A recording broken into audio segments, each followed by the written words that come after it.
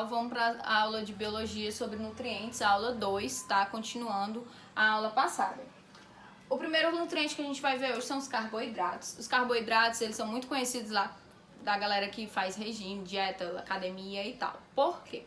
Os carboidratos são encontrados principalmente nos pães, nas massas e etc. Ele vai ser importantíssimo porque é ele que vai ser a nossa principal fonte de energia, tá? É dali que a gente tira toda a energia para fazer todo o funcionamento do nosso corpo e todas as nossas atividades diárias. E a gente vai já entender qual é a relação disso com a dieta.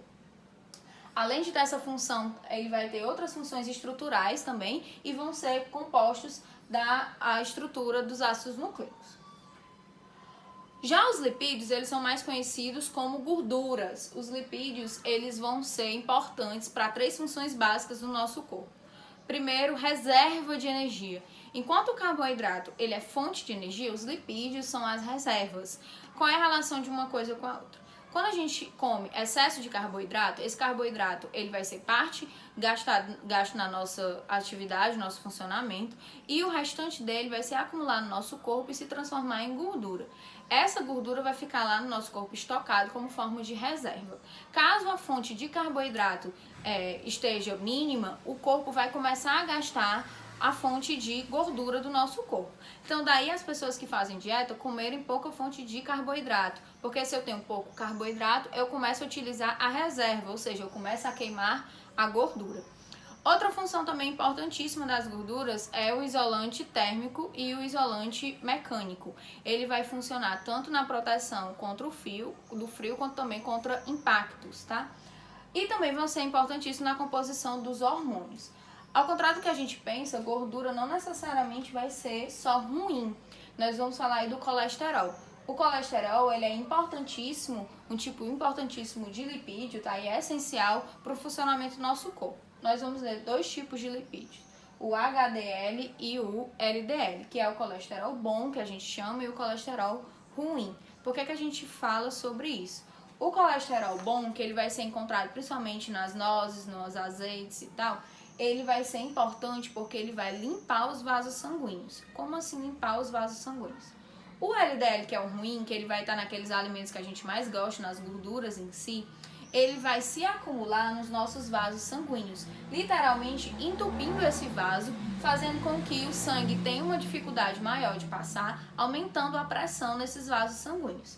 O HDL, ao contrário disso, ele passa limpando, tirando esse LDL do caminho. Por quê? O colesterol ruim, o LDL, ele vai ter uma atração, ele tanto tem uma dimensão menor, mas ele vai ter uma atração maior pelos vasos sanguíneos. Então, na hora que ele passa no vaso, ele vai se aderindo a esse vaso.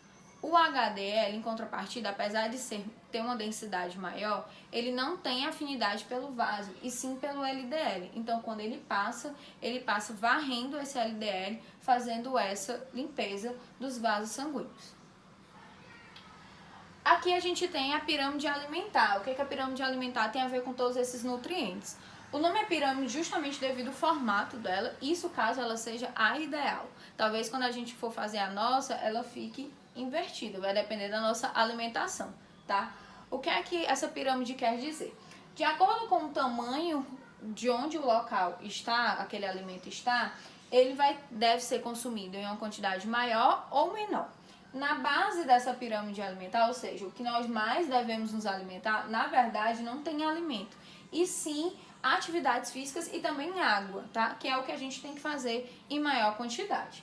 Depois disso vem os carboidratos. Os carboidratos, eles vão ser importantes além dos fontes de colesterol bom do HDL, tá certo? Os lipídios, eles vão ser importantes justamente porque são os alimentos que nos dão energia e também ajudam o nosso corpo a funcionar melhor.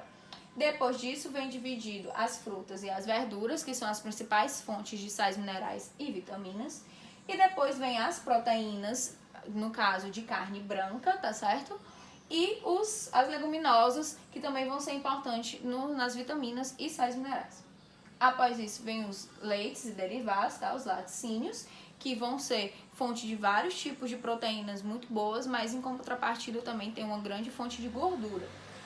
E lá no topo, que são os que a gente deve consumir uma quantidade menor, estão as carnes vermelhas, tá? Por ter uma quantidade de gordura muito alta, e também os açúcares, como doces, refrigerantes e etc.